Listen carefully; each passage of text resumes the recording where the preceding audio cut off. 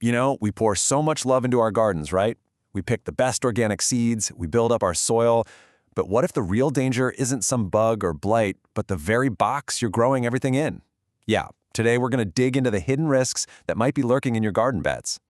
So let's just get right to it with the one question you might have never even thought to ask. I mean, we're all so focused on what we put into our soil. But have you ever stopped to think about what could be seeping out of the walls of your garden bed and getting right into your food? It's a really big deal for anyone growing at home. Okay, first things first. Let's be clear on what I mean when I say a toxic garden bed. This isn't about some poisonous plant. Nope. I'm talking about the actual structure, the wood, the container, anything made from materials that, let's be honest, were never ever designed to be around the food we eat. So how does this contamination actually happen? How does some chemical locked away in an old piece of wood end up inside the carrots you're planning to pull for dinner?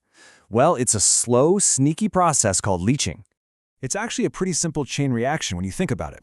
Every single time you water your garden, that moisture acts like a solvent. It's slowly dissolving the chemicals that are stuck in the walls of your bed.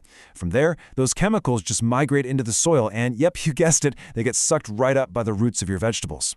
And this is exactly why it matters so much. For one, these chemicals can completely wreck the healthy microbiome in your soil, killing off the good stuff your plants need to grow strong. Then you've got heavy metals, things like arsenic, which don't just disappear. They build up in your soil and in your plants season after season. And the biggest concern for your family isn't one contaminated meal. It's the years and years of low-level exposure from your very own healthy garden. All right, so let's get into the main culprits. Think of this as a gardener's most wanted list. These are the materials you've got to be on the lookout for, whether you're building a brand new bed or you've just inherited an old one. And kicking things off is probably the most common material you'll see out there, pressure-treated wood. Look, it's cheap, you can find it everywhere, and it's designed specifically to not rot. But that resistance, it comes from a cocktail of chemicals, and the recipe for that cocktail has changed over the years. So here's the really crucial part. If your garden bed was built before 2003, it was almost certainly treated with CCA, which contains arsenic. That's a massive red flag.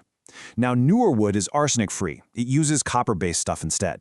But high levels of copper are still really toxic to the things you want in your soil, like earthworms and good fungi. So, yeah, it's better, but it is not harmless. Next on our list, old railroad ties and utility poles. And I get the appeal, I really do. They look rustic, they're built like a tank, and often you can get them for free. But I'm telling you, they are probably the single most dangerous material you could ever think about using for a food garden. And here is the only test you'll ever need. On the next really hot day, go outside and just take a deep sniff near the wood. If you get that nasty, distinct smell of tar or something oily, that's creosote. It's a carcinogen made from coal tar, and it will be leaching into your soil for decades. Seriously, just walk away. Pallets. The ultimate dream for a DIY gardener, right? Well, that dream can become a real nightmare if you don't know the secret code. See, most pallets are treated with some pretty gnarly chemicals to kill pests during shipping, and you do not want that stuff anywhere near your vegetable patch.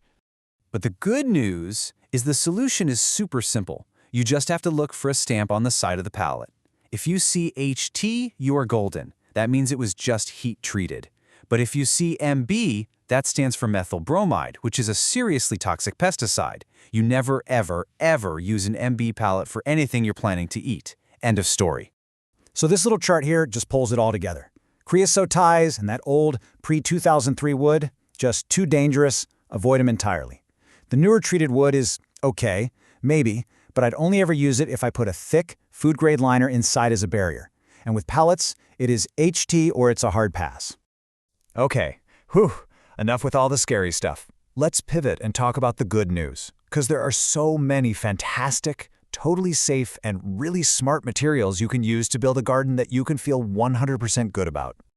As someone who's been gardening for over 20 years, I've learned one thing for sure. A safe garden is always better than a raised one.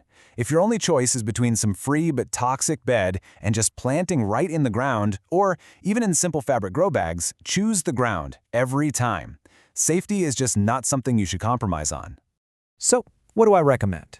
Well, naturally rot-resistant woods like cedar or redwood are absolute classics for a reason. Untreated juniper is another fantastic choice, and it's often a bit cheaper. These days, I'm a huge fan of high-quality metal beds. And hey, if you're stuck with a treated bed you can't get rid of, lining it properly with a food-grade plastic is a decent stopgap measure. And when it comes to cost, you gotta play the long game. Yeah, a good metal bed might cost more up front, but that thing can easily last over 20 years. When you actually do the math on a cost per year basis, it's often way cheaper than having to replace untreated wood every few seasons. Okay, let's bring this all home with some clear, practical advice. I want to tailor this for wherever you might be on your gardening journey.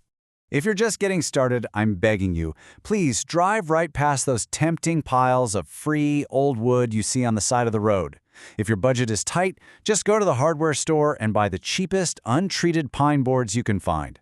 Sure, they'll probably rot out in a few years, but for those few years, they will be completely and totally safe. Now, for all my city gardeners, I know your space is precious, so don't clutter it up with a bunch of questionable pots and containers. My advice? Invest your money in one single, fantastic, non-toxic bed. Focus on quality over quantity. It's a way smarter use of your space, and it will give you real peace of mind. And for my fellow organic purists out there, the rule here is incredibly simple. It's absolute. No pressure-treated wood. Full stop. Not even the modern, safer copper-treated stuff. It's just not allowed under organic standards because of what it does to the life in the soil. You know, when it's all said and done, it comes back to this one very simple idea. The whole reason we pour our time, our sweat, and our energy into gardening is to grow wholesome, trustworthy food. Using toxic materials for your garden bed, well, it just defeats the entire purpose. So I'll leave you with that question to chew on as you plan your garden, because what you choose to grow your food in is every bit as important as the seeds you plant.